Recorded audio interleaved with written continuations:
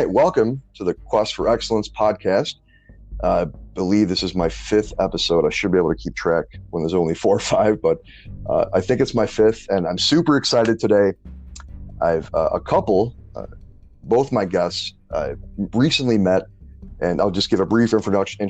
I'll let them continue, but they both are business owners and successful entrepreneurs. They work for World Financial Group, which specializes in insurance protection, retirement income, and small business strategies. And we met, just to kind of get that out of the way, it's been maybe 2 weeks, maybe 3. Ed Milet, if anybody is into the entrepreneur world, you know who that is. I'm not going to talk about that, but on every day he does the 2-minute drill. And on one of those where I commented, you guys had responded, and that's how we met. We kind of hit it off, and I got involved in one of your guys' webinars, and which was super cool. And we did some little feedback after in a short video. I felt like we were kind of friends immediately, and it was super awesome to meet you guys. So thank you for being here. I'm super excited to have you. So I'll let you guys introduce yourselves. I was going to, but you can go ahead. Cool. Thanks, Jeff. Yep. So again, this is, I know I kind of didn't say your names yet, but I'm with Leslie and Marc Gillissie. I hope I got that right the second time. Yes. So super excited to have you guys here, and I want to dive right in to try to get as much out of this as we can for the audience. And I don't know really anything about you guys aside from what I just mentioned, where you came from, where you grew up, all that. So if you want to decide who goes first and talk a little bit about your early life and, brothers and sisters, high school, maybe into college, and yeah, I'd love to hear some about that. Cool. Well, first of all, thank you for having us on here. It's truly such an honor. And it is your 5th, because I did pay attention to your previous but we're beyond excited. Well, thank you for clarifying. Yeah. Definitely a thrill. We love connecting with good people, and you and I and Marc definitely had a really good connect from the very beginning. So we're thankful for that. Gosh, so to begin, I was born in the Philippines, and my parents immigrated here when I was 8 years old. I am one of 4 siblings, and my parents immigrated here because they wanted to, chase after that American dream. They were actually business owners in the Philippines, and they left a ton of family there. I actually still have a lot of family there that we visit every now and then. Nice. Yeah, and they came here to give their children a better life. But what was funny about it is that, not funny, I guess, at the time, but now that we look back at it, I'm always forever grateful for what they did. But they realized how difficult it was to actually start a living here. They weren't able to start businesses like they did in the Philippines. And so they came here and did the best that they could to support their family. They were working 3 to 4 jobs at a time. They'd be gone in the weekends even. And so I grew up basically with my siblings being at home all the time. My sister kind of played like a second mom type of thing. She's 5 years older than me, so she took care of us quite a bit. But it was a great childhood, living the simple life. A lot that we've actually carried on to our children now. So another thing that I'm really grateful for, which helped a lot, I think, during COVID times, because I realized how easy it is to actually just really live a simple life. Yeah. So that's a little bit about me. Been in California pretty much ever since we came here. Grew up very traditional background. My parents, again, being Filipino, they're really strict. So they're, you gotta go to school, you gotta go get good grades. I had to memorize the multiplication table, and it was like I couldn't leave and eat dinner until I had everything done. And bless their hearts for everything they did, but it was a very traditional path that I followed. Even after high school, as soon as I graduated, it was like, okay, well, you got to go off to college. It didn't matter if I knew what I was going to study or if I didn't know what I wanted to be. It was just, that was the path that I needed to take. So went off to college. I went to University of California in Irvine.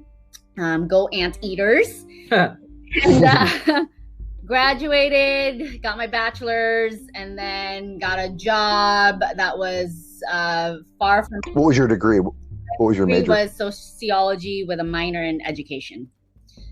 Gotcha. Go ahead. Sorry. Yeah. So, but I didn't know what I was honestly doing with it. I think at one point I did want to be a teacher, but I really didn't know what else to do with it. So, but I landed a job with a mortgage company, made decent money. And so I just kind of stuck with it, and especially when I had years and years and years of student loans to pay off from university. And then I, fast forward, met the love of my life, and we started a family. And we ended up actually having, fast forward to now, we have 4 children. And growing up with my 3 siblings all the time, where we would butt heads all the time, I told myself I am never going to have this many kids. But here we are. So, but I feel like that's how it goes, right? Yeah. So that's my story. I'll let Mark take over now. Yeah, real quick. Yeah, a couple quick questions. Oh, yeah. Yes. A couple good questions, and I do want to hear from you, Mark, for sure. Well, first thing, I got a question. I've been to the Philippines, such an amazing country, such an amazing culture and people there. So I did not know that. We haven't really got to that, but loved the country. And I definitely feel you about the kind of the strict nature. Even just the rules there were so different compared to, and I went there when I was way younger, like in high school or junior high, actually. And I got to say, well, the one takeaway from that, and if you agree or not, it seems like even though you super respected your parents and they sound like absolutely amazing people for how hard they working 3-4 jobs, but I'm guessing that a part of you wanting to do the entrepreneurial life is to be able to be amazing parents, but see your kids more. 100%. Is that fairly accurate?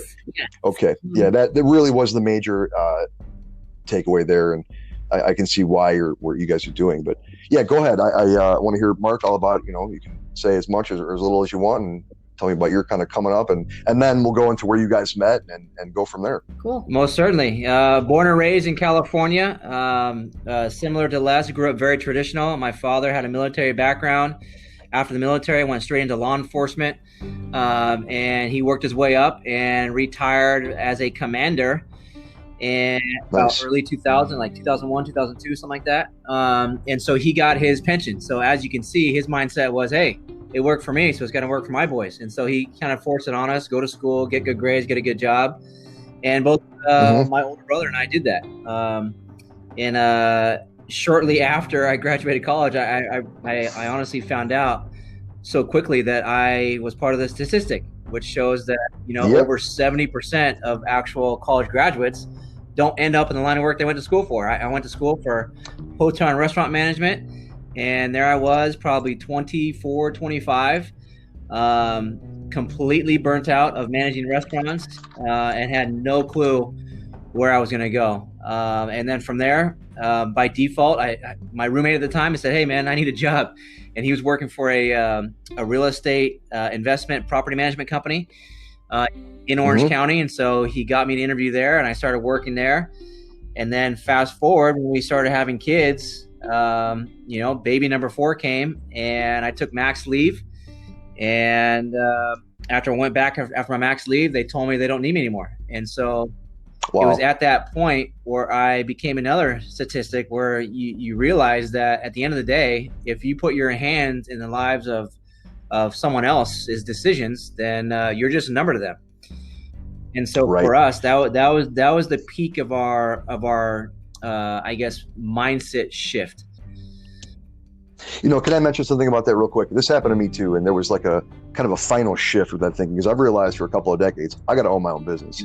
And I want to talk more about the restaurant, because that was me for 20 years as a restaurant manager and leader and mentor. Worked with the same franchise for over 10 years, so I feel you on the restaurant grind, man. That's like torture, big time. But I got to mention, you talk about school, and both you guys have college degrees, right? And as much as going to college and getting that experience and learning from professors and whatever subjects you might have studied, could you have learned what you're doing now without your college degrees? 100%. Like, did you need, okay, so this has been a theme on almost all, well, no, even the one, including with my fiance, we talked about, her college and didn't quite finish. And I'm not going to tell you my story, but very similar in terms of school. I realized later, after the fact, like, wait a minute, what did I just get myself into? Is this really what I wanted to do? Is this really going to help me with the rest of my life? Right. So I feel like we're at a tremendous shift in the kind of global economy where a lot of people are realizing this. And 2 days ago, the student debt nationally reached almost $1.6 trillion. Yep, that's crazy. Like, that is asinine. Yep. It's insane. Yep. That's like universe, space size number. It's impossible to even wrap your mind around, but that's just a bunch of people like us, student loan debt and I wonder how much of that, you talk about 98% got a job after they graduate. I wonder how much of that debt actually led into careers that were fulfilling, not just making some money, but where they were actually happy. Exactly. Right. Yep. So anyway, I'm feeling it's like a part of my mission to get people to realize this. And I'm not saying college is bad. If you want to be a doctor, you can't learn that on YouTube. Right. I understand. But for the majority of anything else, any other business right now, digitally, it can be done more efficiently. You can do it from home and you can make way more money a lot faster. Anyway, I didn't mean to cut you off, but this is really just a thorn in my side when this comes up, and I want to discuss it with, get different perspectives, and everybody agrees, even the ones that did or did not go or like dropped out, whatever. It's the same vibe. You don't need to do that. So anyway, and real quick, what branch was your dad in? The military? Mark? He was the Army. Yep. Army? I got you. And were you? I think I missed that. You said he kind of pushed you guys to be like him. You didn't join the military. I never did, which I guess what's kind of funny you say that. I guess the way I carry myself or the way I walk or the way I shake people's hand, they used to always ask me, hey, were you ever in the military? Yeah. And I've always had like a shaved head. So they always ask me, were you in the military? I said, no, but my father was. They're like, yeah, we can tell. Oh, it rubs off, man, for sure. And I'm not gung-ho Rambo, warrior, but I was in the military as well. I served in the Army National Guard. That's all I'll say about it. It was good and bad. I got some great stuff out of it, but it was also, some part of the shit show. But so I understand, I appreciate, his service, and yeah, I kind of got the vibe that you had some kind of military experience, whatever that means. So all right. So anyway, yeah. So really, where you guys met, let's kind of pick up there. Anything else you wanted to say, Mark, about your coming up and your before you guys met and started the business? I'd love to hear it. But yeah. So go ahead. Mike's back to you. Yeah. So Les and I met in early 2000, about 2002, and there used to be a big outdoor, well, the store is like an outdoor mallsy area in Orange County, and actually located in Irvine, if you're familiar with the area, called the Irvine Spectrum. And they used to have a huge, like the most popular sports bar of the time, that was there in like mid 90s. And her and I both worked at that restaurant. I was the kitchen manager. She was a server. She wanted nothing to do with me, Jeff. Literally nothing to do with me. And so, tell me about it, man. What happened? How'd you win her over? She's like, hey, she's loyal. She's like, hey, I have a boyfriend, blah, blah, blah. So, but it wasn't until I left that restaurant and went to go start managing other restaurants. BJ's, I'm sure you're familiar with BJ's Brewhouse. BJ. Yeah, we got one around here. Yep. So started managing different locations of BJ's, and then she called me out of the blue and said, what are you doing? I think it was like 4th of July weekend. I had my own little studio down in Newport Beach, so I was kind of living the life back then. And so she came down, we hung out, hit it off, and the rest is history. Wait a minute. How did you go from want nothing to do with you to her calling you? Are you guys just like friends, or did you pay her alone? So when she called, and that was the first thing I said. I said, hey, are you still dating so-and-so? And she's like, nope. Okay. Oh, okay. Awesome. Okay. So there was some initial interest. You're just a really good person, Leslie. You didn't want to cheat on your boyfriend. Yeah. He's always been such a good guy. And we did create a friendship in the beginning. And he was one of the guys where when I did break up with my boyfriend back then, there was still a good few months after that I didn't call him up right away, because we had just created such a good friendship that I didn't want him to, what do they call a rebound or whatever. So I did wait a while, and it was my roommate who actually kind of challenged me at the time. She said, you should just call Mark. You guys have such a good friendship relationship. Just call Mark. Just do it. So We did, and yeah, it was a lot of fun. But see, that's the funny thing. Like Mark complains about, well, you know, not complains, but he really got burnt out about the restaurant business. But I always think, you know, it was meant to be, because otherwise, you know, who knows where we would be right now? Because that was definitely the one thing that we got out of that. Yep. Well, you know, I moved from where I was raised. I was born in New Orleans, kind of grew up in the Metro Detroit area, and moved to Ohio for work. And same thing, I moved here. Super quick story. I was working in my restaurant, and my area manager was there, and we took over some new locations in a new city, and one of them happened to be on a college campus. I mentioned it, probably pretty sweet to work at a college store. 4 days later, I'm in a hotel in that city downtown running that store. It just happened out of nowhere. It was not in the cards, and that led into love of my life, my fiance, and the whole bunch of stuff. It was the rest of my life because of that. So very cool. That's awesome. That's neat. Yeah. And you know, the whole restaurant thing, and how we also kind of had the same experience. You guys too. We worked together, and you know, I'm much older than she is, not by like 20 years, but I'm like 11 years her senior, which means nothing to us. I can openly tell you guys that it's, you know, we don't see that at all. But we spent a year and a half as coworkers. Yeah. You know, and I think it's really important when you go in with that done up bar mode, you know, mentality. That 9 times out of 10, that's just not going to work. When you get to know each other and build that foundation, that's super important. So that's awesome. That makes sense that it's been 18 years when you met, and when did you guys get married? How long after, you know, that 2007. So dating, including engagement, it was almost 5 years before we finally got married. Gotcha. Me and my fiance we're in our 8th year. We are engaged, and it'll probably be sometime next summer. But so I understand the long-term relationship, and kids. I'm not sure their ages. By the way, I mentioned this in another podcast, and I really mean this. So if there's a future podcast where someone has kids, and I don't say this, I pre-apologize. You know, there are some kids that look like aliens, right? They're just not normal looking kids. Your kids are beautiful. They're good looking kids. I really mean that. Again, if whoever hears this and realizes that I didn't mention your kids in a future podcast, I'm sorry, because they're probably looking like an alien a little bit.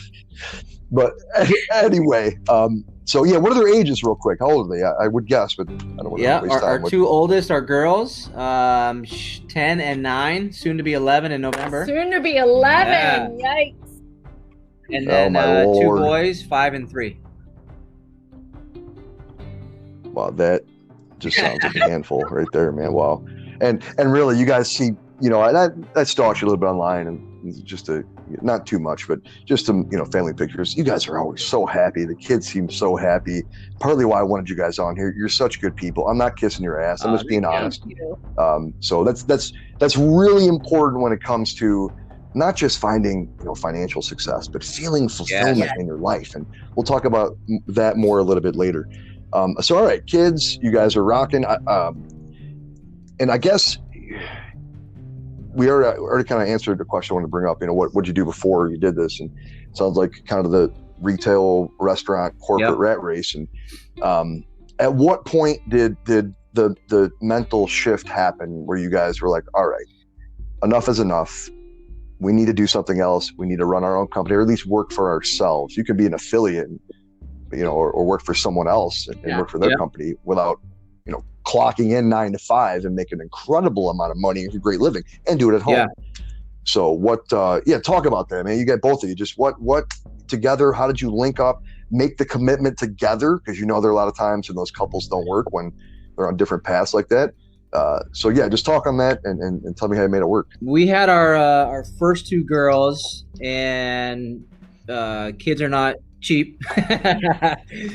So the conversation of additional income came up, and knowing that both of us are traditional, knowing us that both of us came from an employee mindset, our only option was to go get a second source of income by literally clocking in and out. And then we really sat down and thought about it and said, wait a minute, if Les always wants to be the stay-at-home mom, which is completely 100% okay with me, then I'm going to have to go get a second job.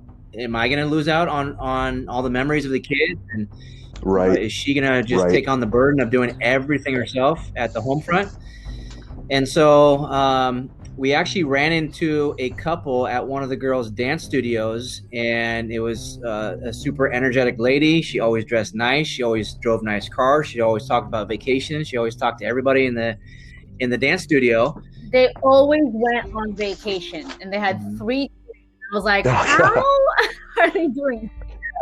Yeah, how are you guys doing? What had you in the lottery, or you come from old money, or what's going on here? All right, sorry. So, carry on. Les would get curious and say, what are you guys doing? She's like, oh, you need to talk to my husband. It's like, okay. So probably at least a month went by, and we kept asking the same question. What do you guys do? And she goes, let me have you sit down with my husband. And so I'll never forget, on a Saturday morning, we met this gentleman at an office. I had no idea what the heck he did, but he sat there and said, look, I've been running this system for the past 15 years. He showed us his cash flow. He showed us all the trips that he's been on. And I was just kind of like eyes wide open going, what in the world is this type of thing? And not knowing what it is, he told me flat out, he goes, at the very least, why don't you just come check out one of our meetings? And at the very least, you'll get a free financial education out of it. Now, you got to understand, Jeff, at that point, I had been with corporate America for well over a decade, and I still did not even know how to read my own 401k. And when he said a free financial education, I was like, no matter where I go in life, that's stuff that I can actually pass down to my kids. And so I went to a meeting, super high energy. Everyone was encouraging. Everyone was praising everybody. Everyone was recognizing people for their small efforts. And I literally went home that night. Out of curiosity, Mark, how many people were there at that meeting? Oh, gosh. There had to be 30, 40 people at least in a small office. Yeah. Okay. Just curious. I wonder how effective it is depending on the audience size sometimes. That's what I figured. Usually it's, a couple dozen people, 30, 40. Go ahead. And so I went home that night, and I tried sharing my excitement with Les, and she was like, what in the heck did you just see? Like, what's going on? She's half asleep in bed. Yeah. And it was the strangest thing. Even when I kept going back to the meetings, I still had no idea what the heck they did.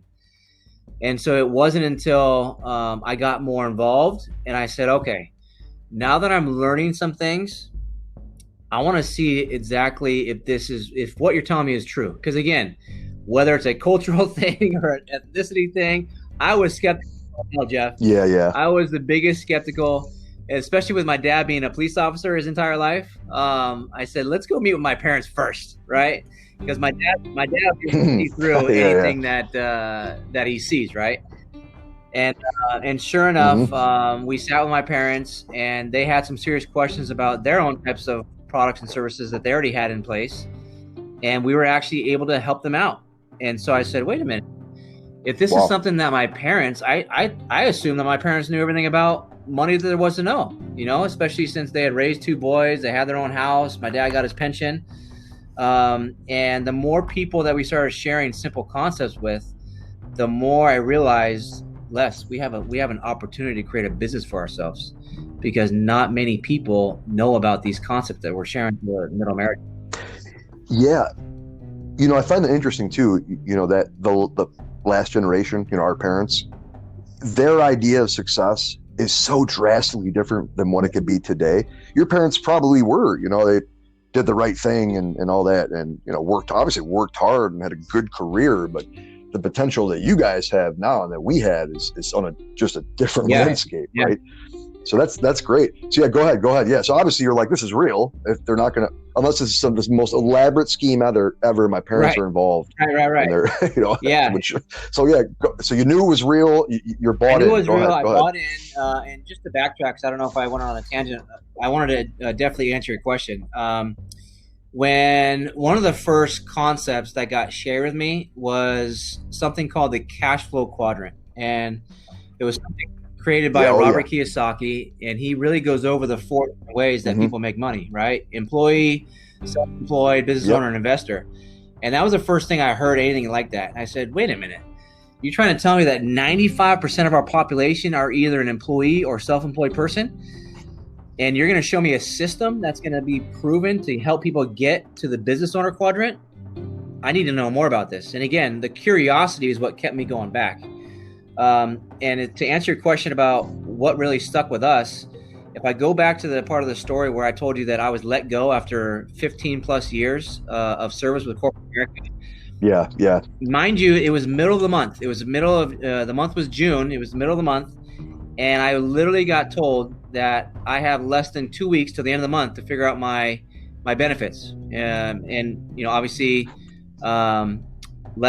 we had just given birth to our fourth child. So we had 4 kids and we had to figure out our benefits. Oof. And on the way home, I was like, my wife's going to kill me. I can't believe I just got fired. And it's never happened to me before. Yeah. And so we went home, and God bless her. And it was because that we had already started this platform part-time for many years that her mindset was the complete opposite of what I thought how she was going to react. And I'll let her chime in. Yeah, go ahead. So kind of backtracking to what he was talking about, it's funny when we got presented this opportunity first, all I really saw was the compensation that they offered. And we were that desperate for additional money that I said, yes, we're doing this. And I kind of threw Mark under the bus. I said, you're going to the meetings. You're going to do this. I don't care. You're going to figure this out some way, somehow.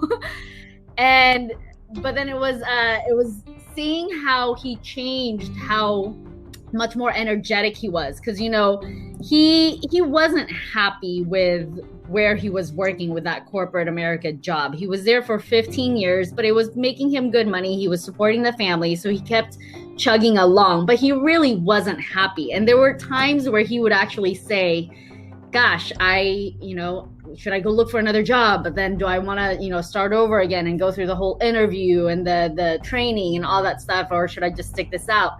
And he was just miserable, but he was just doing it because, again, it paid the bills and he had all that. Yeah, right. And so when I saw him, and he was still working full time, and then he would do this, after work, he would go to an office and meet with his mentor and his coaches and stuff. And he would come home and he was just so high energy. He was actually having a love for life again. He would wake up in the morning super early and he'd go to the gym and he was really excited for the day, even though he still had the 9 to 5.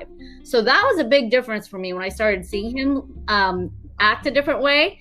And one of the things that they really encourage is for the spouse to be involved. I didn't necessarily have to go to any appointments or meetings and all that, but they wanted me to be involved. So if there were big events, over the weekends or what have you, they encouraged for the spouses to come. And so when I did start coming around, that's when I saw that it was just a different environment. It was really an environment where people really just supported each other, which was great. And then, yes. Can I ask you a quick question?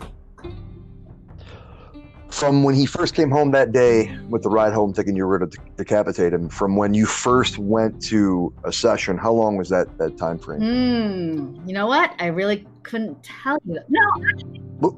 Now, was it a couple of days or like a couple of months? Oh, probably a couple of months. And I had already been going to the events first, and then he got let go. So because I was already getting, it was the other way around. Gotcha. Because I was already involved with the personal development, and that's when we got introduced to Ed Milet, and I was a huge fan immediately. I mean, talking about another man crush. Sorry. Oh, hey, me too, man. Let's get out of here. You too, Mark. I already know. Incredible stuff that you don't get from the traditional path. And that's the thing, going back to how you talked about the college experience. It's great and all. I mean, Mark can talk about his college years for days. He had so much fun. He was involved with a fraternity. He had many buddies, and he loved going to college for the experience, not what he actually learned. He actually had, I think his parents supported him, so he didn't have any student loans. So he had a completely different experience. Whereas for me, my college was, no, I did actually work. I did not have any college life whatsoever, because it was like go to school, go to work, and then I graduated, and then I had the student loans. And I look back, and you asked a question about, could we know the stuff what was the question? Something about, could we know the stuff now without having to go to school? And if you ask me, Yeah. 100%. Because if you ask me what I learned in college, I could not even tell you. It was like, I really have no idea, you know? And so. Can you imagine this? Imagine if you signed up your kid for college and they walked in, they sat down at their desk, and all there was in front of them was Cash Flow Quadrant, by Robert Kiyosaki, and Max Out by Ed Milet. That'd be all they would need to get started. And that would probably help them more than 2.5 years of general education studies and trying to get that girl that's across them. And like, that's some, it's just it's wild, the shift. And again, I'm not discrediting traditional education. I mean, I kind of am, but I'm really not. It's the way that it's designed now is completely jacked up, but we still need to have it for some of the higher level learning that takes years of dedication. We need our doctors, we need lawyers, I guess, but we need people that have to do that path. But for literally anybody else, and I want to make something clear, a couple things. One mentality that I think once I realized this, I started to not have the bitterness and animosity towards business owners or CEOs or like the guy who let you go, whoever made that decision, Mark. Once I understood this, if you run a company, right? If you are the owner of a business, your fiduciary, your whole responsibility is to make a profit, right? Especially if you have shareholders, things like that. And if anybody would dispute that, you don't understand business. That's why you are in business, to make money. Sure, it's to make an impact and help people, but if you're looking at, on paper, it's your bottom line, your profit and loss sheet, how much money you made, right? So this is what I'm getting at. When I finally realized that here's the situation. Let's say both of you work for a company, or Leslie, just you. I don't mean to single you out, but you work for a company, you're doing a great job, you make X amount of money, then I come in. I can do double your work for half the pay. As that owner, you have to let that other person go. That's not good business, right? Once I understood that, it was like, well, all right, I'm not going to keep blaming these people for doing that. That's what they should be doing. Not that I was getting fired, but the point is the responsibility and the focus can't be on the individual employee. But when you're the business owner, you're not going to fire yourself. You're going to take care of yourself to the max possibility, right? As much as you possibly can.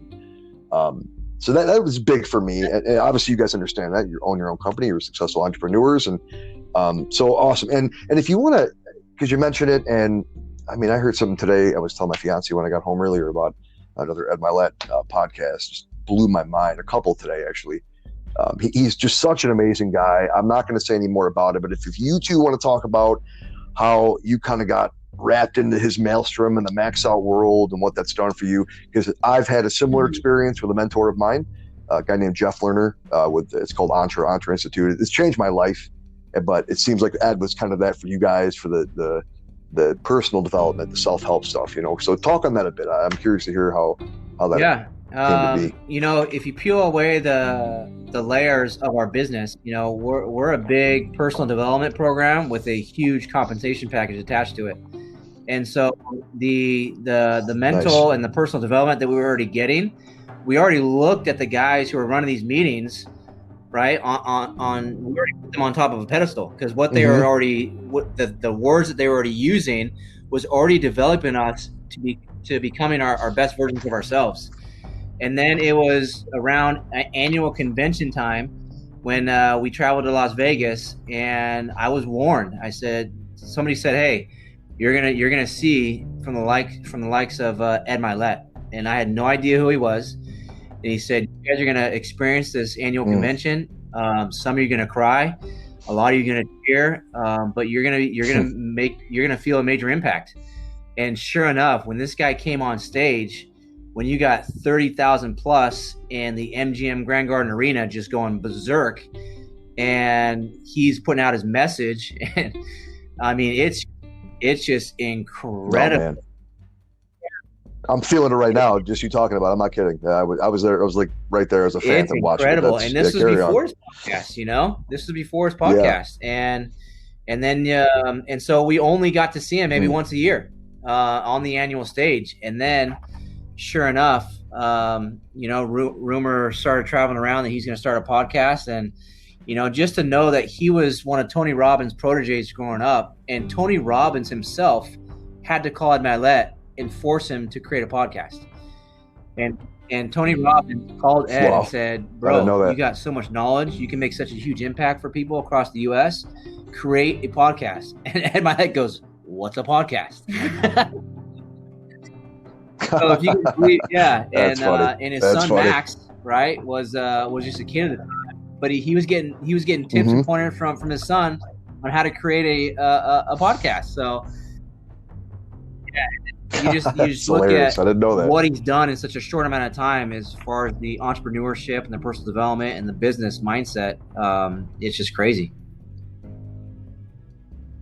Oh, it's insane, man. When I started looking at some of his numbers, thanks for sharing that. I didn't know that. That's cool. I heard a little bit about Maximilian today and an old Gladiator poster with Maximilian on it, or Maximus on it from the movie that he links to his son. It was just a cool story. But yeah, he's just incredible, man. The not just his net worth. I mean, that's like the last thing I think about, but the drive and the honesty that dude had. Like I listened to this podcast today with Nikki Glazer, which is really good. I don't know if you guys listen to all his stuff, but I'm starting to go back like months. She's a comedian?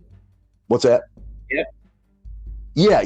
Yep. And which was so vulnerable and open, and he gets people to open up, and even he does. He was like crying on a few of these, which is just amazing. And people like him are really an example of, and this is still a problem, and I've never really had this problem. I'm a real emotional dude. I'll cry at whatever, a commercial or something, but guys that are in tune with their emotions and can express those properly, that is so powerful, because then that spreads to all those other dudes that were afraid to do it, and they become better men and create better environments for everybody. It's just, he's an inspiration. He really is. So I get why you guys, flow with him and vibe with him. So many people across this world do. He's got such a big impact, and I don't want this to be a, kiss my butt cheekathon, whatever. But it was very important. So change your guys who were already into this vibe, but going through, I can only imagine what it would be like to hear him live. Can only imagine just the presence, right? That energy is, I hear it through a friggin' podcast, and I'm getting goosebumps and stuff. But so from that point, after that, and did you guys ever meet him by chance? Yeah, so I have to get a chance to at any our of that. direct mentor. Oh, nice. Our direct mentor. I sensed that a little bit. Sorry. Our direct mentor has been running the system for 25, going on 26 years. So he's been side by side at Milet for the entire journey. Nice. He was able to leverage Ed Milet, and he's spoken at 2 of our big events. And on the second go around, I was actually one of the guys that was helping backstage with putting the event together. And so I got to get Ed all mic'd up. I get to get his presentation all ready. And so I actually talked to him for a couple minutes. Yeah.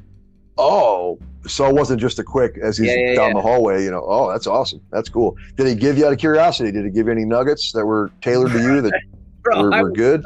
We're passing along? Or was it more of like, just get me mic'd up? Yeah, never mind. And, true. His deep voice and yeah,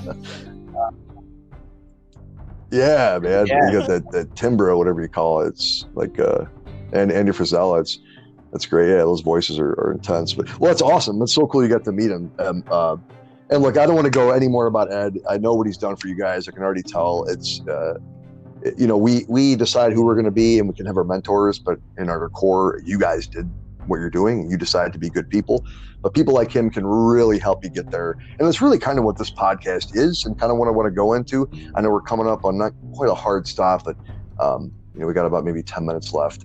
So I want to talk about kind of a little bit of the woo-woo stuff, but that's really important. And first, before I get into that, I mark this down because I'm sensitive to this.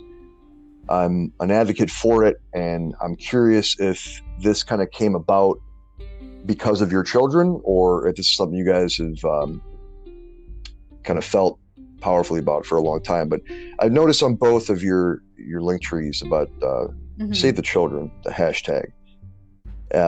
If you want to say whatever you want about that, we could extend this podcast for an hour if you'd like, and I'll sit here and listen. But say whatever you want about that.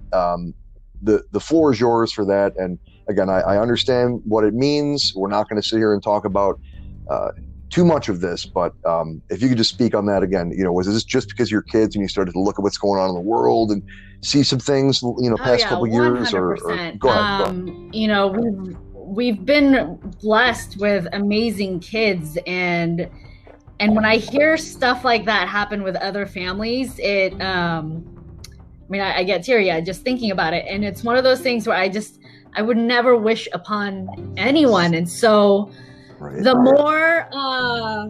more we actually looked more into it, and I wasn't even aware that it was happening that much. But, when COVID hit, and I felt like people were actually, it was happening more often because of maybe it was the masks or what have you. But, the rates, or maybe people just talked about it more. But it was one of those things where I couldn't imagine that happening to us. And so when we got involved with a platform like what we have now, where we're able to actually really make an impact, not just on our families, but on other families, and to know that the mentors that we work with make so much money that they're actually able to donate, like say 50% of it or what have you, and it doesn't affect them in any way. It caused us to dream in that direction, where we need to find a bigger purpose. Yes, we have a purpose to actually, again, we started this business to help our family, to really help ourselves financially. And then it evolved into so much more, and we're helping so many more families. And then to be able to dream bigger, to know that, okay, there's actually, what's the word I'm looking for? Like groups out there where you can help, and the Our Rescue, the Save the Children. We need to find a bigger purpose, to really be able to either volunteer our time or to donate money. And so it was one of those things where it connected with us really well, and we want to be able to really do our part in helping out with that. I'm losing my word right now, with that organization. There you go. You're good. You got it. A+. Yeah, nice. It's one of those things where, it's just the more and more it's happening, it's the more and more needs to be done about it. And so that's one of the things we were able to really just expand our vision a lot bigger on a bigger difference and impact that we can really make. I'm glad you mentioned Our Rescue and the Operation Underground Railroad and Tim Ballard. Those guys are amazing. Yeah. I follow them, and newsletters, and we're trying to help out more as the months and years go on. So I totally agree. And to key on something that you said, kind of the idea of you have to take action, right? Yeah. Maybe if you're naive or don't know or hear rumors or think it's a conspiracy theory, and I'm not getting political at all right now, but when you see some of the things that you see out there, and you can't avoid that it's going on, and that there's a number of kids that are abused / missing every year, that is just unbelievable. Right. It's sickening, right? And how have we, all of us good people, or I guess we're good people, but how are we not doing more about this? So totally agree. It's not a world problem. It's all of our problems, because we all have families, and it can happen in any city. I happen to live in a city that's one of the highest in the country for abductions and sex trafficking and stuff like that. It's kind of a melting pot, or kind of a crossroads area. So yeah, it's a big deal. So I commend you guys for being involved with that. It's amazing. People that do that really get what's going on in this world. They're not caught up in all this nonsense right now. Right. So this is one of the biggest problems for sure.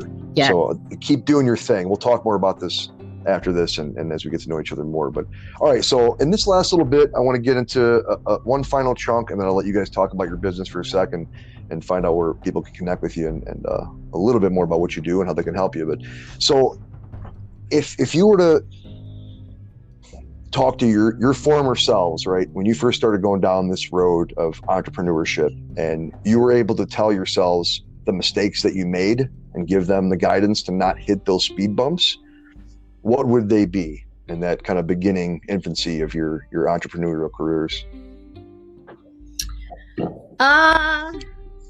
I think a lot of it is more, it really just goes into the self-belief more. Gotcha. There's a lot of self-belief and self-confidence that needs to really be at play. Going back again to my childhood years, I was always really told what to do. I was told, what classes to take, how to dress, how to behave, and how to do this. And so it was almost like I didn't have my own identity. And it was almost as if, when I got into adult life, I was still trying to think, what would my parents want me to do right now? Yeah.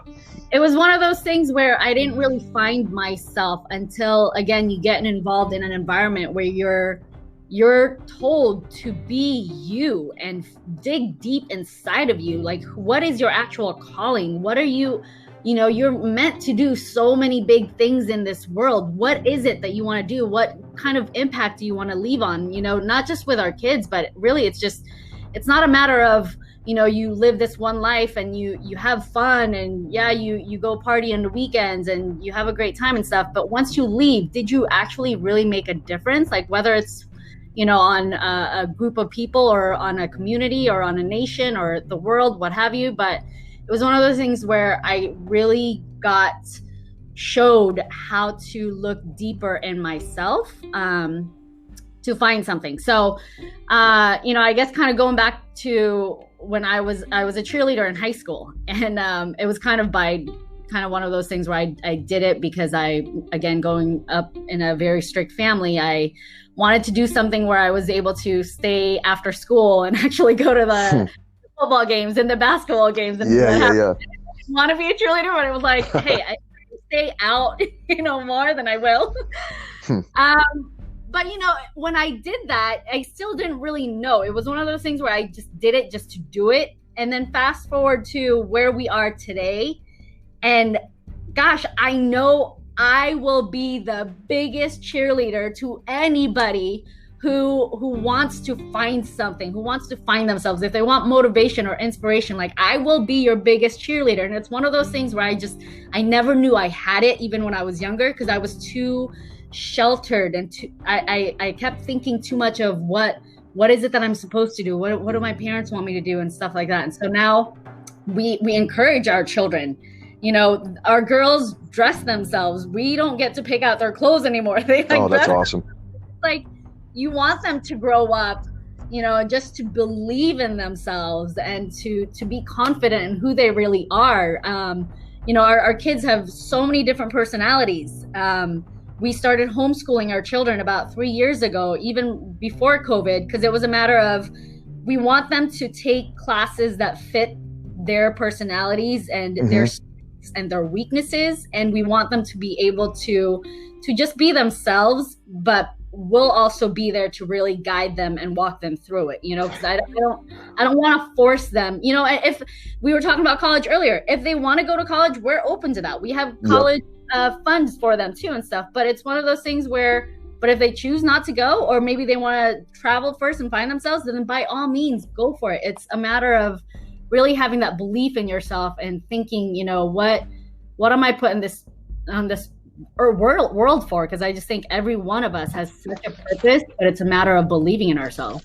Yeah, absolutely. It's interesting that when we're trying to find the secret sauce and find the secret to success, it's really about, and this has been ingrained in my soul for about a decade now, but you cannot do anything in this world until you absolutely appreciate and love yourself first. Yes. Period. Yes. I'm talking business, partnership, being a good parent, being a good sibling, being a good caretaker to a dog. I don't care what it is. You have to appreciate yourself, and there isn't some kind of, you can't qualify it with anything. It just is what it is. I'm getting together some YouTube videos. I'm going to be producing and stuff. One of them is about, self-love, and there's a great quote. It's like, the only love that should be blind is self-love. Yep. There should be no other blind love for anybody else, because that could, end up hurting it. People can abuse your feelings. But when it comes to you got to be a steward for yourself, man. Take care of yourself, love yourself, nurture yourself, and then you can do whatever the hell you want. And all the stuff we've been talking about, you guys are in, financial professionals. You advise people in some financial stuff or whatever. But all the stuff we're talking about is really, it both A, applies to anything you'd like to do in this world, and B, when it comes to whatever business you want to do, especially online, being digital, all of this applies. This isn't an advertisement to go, work in the financial sector. I mean, they can, and people are going to, go find out more about you guys, and we'll tell them where to do that. But all of this is really just the baseline. How do you find a fulfilled life? And that's really it. You got to believe in yourself, regardless. And one other thing you said that I gotta mention, it's not that I've never thought this, but I've maybe never thought it this way. But, you talk about your parents having influence over you and telling you what to do all the time. It's interesting that influence is like living vicariously. They're influencing you on either just to protect you or to kind of do the things that they wish they could have done, but they did not do. It's either one of those two things, right? Keep you safe or to give you what they didn't have, where it really should be, what do you want to do? And let me ask you guys another question about that. When you were, I know you said 10 and 9 for the girls. Yes. And even for the boys, maybe not the 3-year-old, but as the rest have been coming up and they've been learning language and able to speak and have more in-depth dialogue, do you find yourselves trying to avoid as much as possible that goo goo gaga baby talk and really talk to them like little people, as opposed to, you know what I'm saying? Do you know what I mean? I kind of helped raise my niece and nephew, and there were some people around that even when they were like approaching, double digits, were talking to them like they were babies. And I grew a really kind of strong bond with them because I didn't treat them like that. I talked to them, practically, and gave them good advice that wasn't, trying to make myself feel better or look like a savior or something. It was, I treated them like actual little people, And do you guys feel that's kind of how you are doing or going to do, or that's something like crazy, man? Yeah, no, absolutely. I think it's important to let them know that their feelings and their thoughts matter, and they're humans too. So we do a lot of we talk to them a lot. Now this is where Mark and I may differ a lot with our parenting. I actually curse a lot in front of my children. So did I. It doesn't matter. They're going to hear it anyway, man. Who cares? As long as you're not being like derogatory. Who cares? For me, I feel like it's part of me. If I curse, they know they're hearing it from me, and I have them hear it from me so I can explain to them, this is an adult word, but I want them to know this is how passionately I feel about this, that if I'm pissed off about something and I drop an F-bomb, well, there you go. Or if I'm really upset about something and I say another bad word, well, there you go. But it is right. What's worse, telling them to go pick their shit up or to hit them with a belt? I'd take the first one any day, right? Yeah, Mark is definitely the good Catholic boy. He doesn't so I respect that too. It's cool. A good balance too, But yeah, you gotta have both. Because we actually, with Halloween coming up, we do a lot of every year we dress up as a family costume theme. And what are you doing? Well, we just decided today. So this is the first year we actually couldn't come to a decision as a group.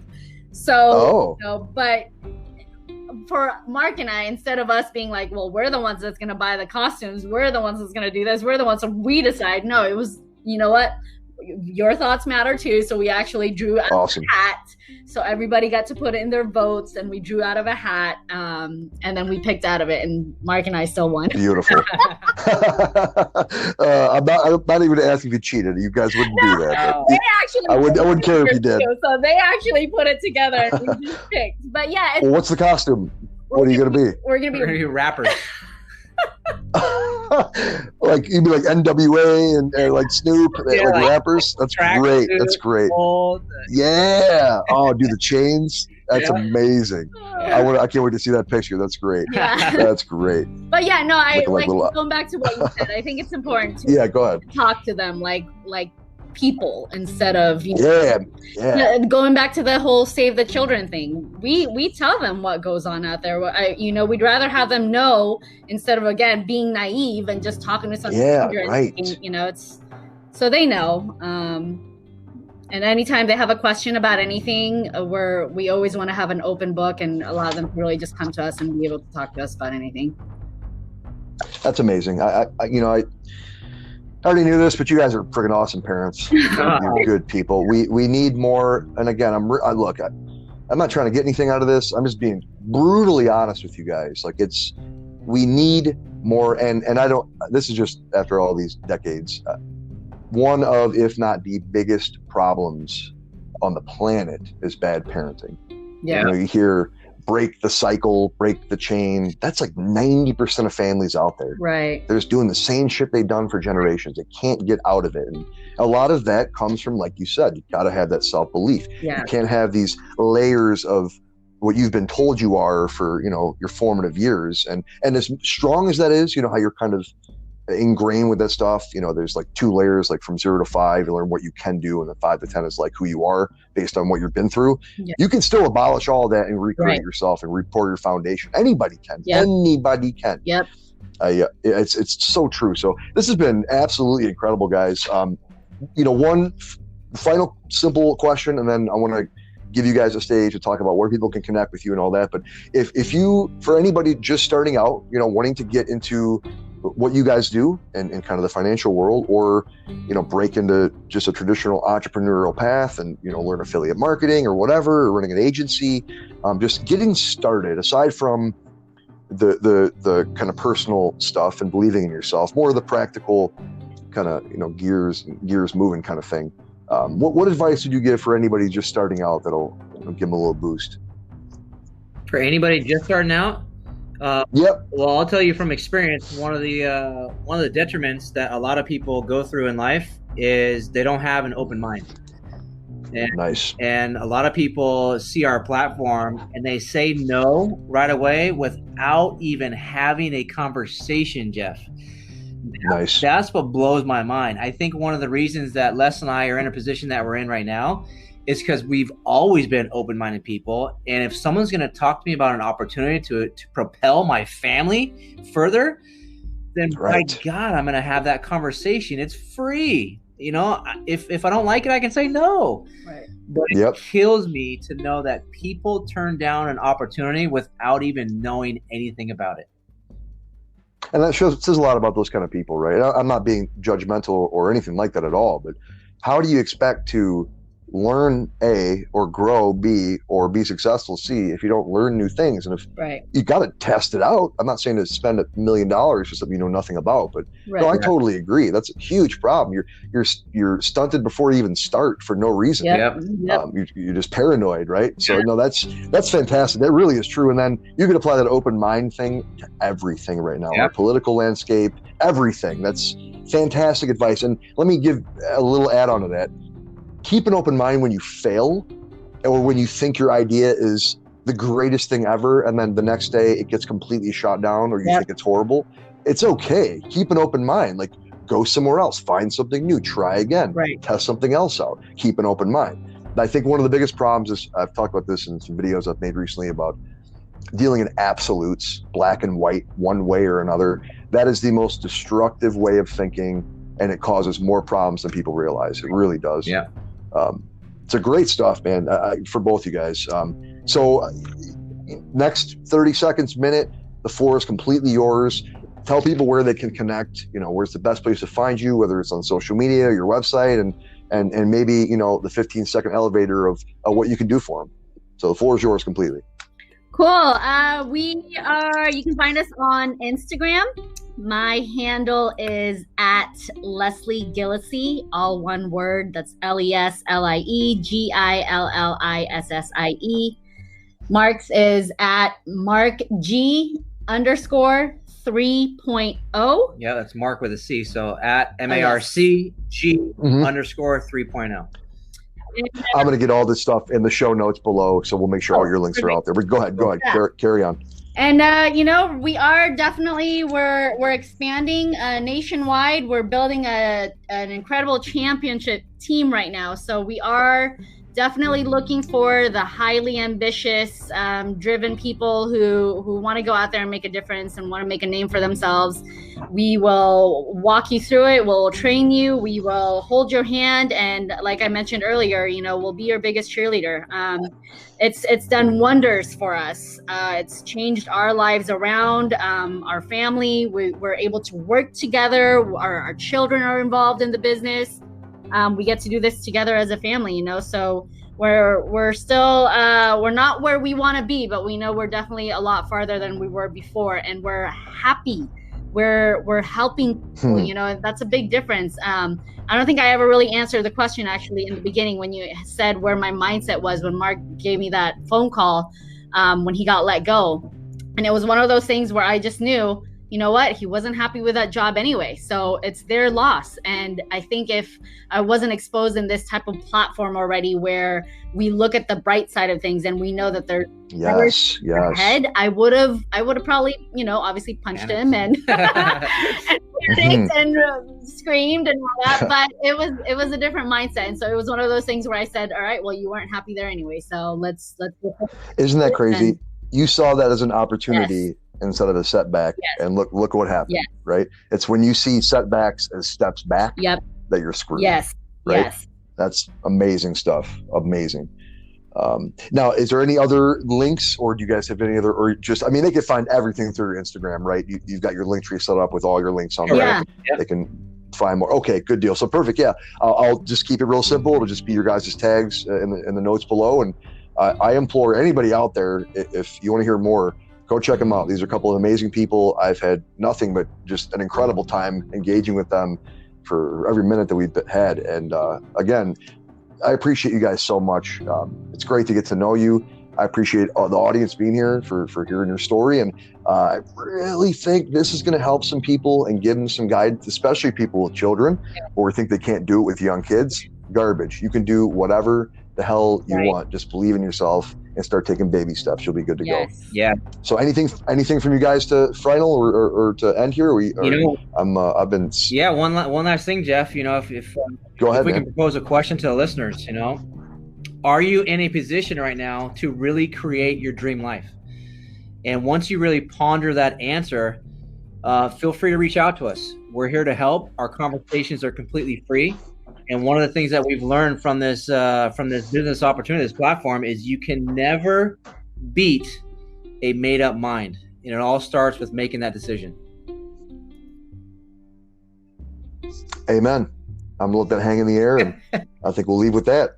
Thank you guys so much for your time. That was incredible. And I know we'll be talking again soon, but maybe we'll have you guys back again. We'll talk more about the business and how we can, you guys can help people. But thank you again so much for your time. It's been a pleasure. Jeff. You guys are amazing. This was a lot of fun. Thank you, Jeff. Yeah, absolutely. We'll talk to you soon. All right. Okay. Bye now.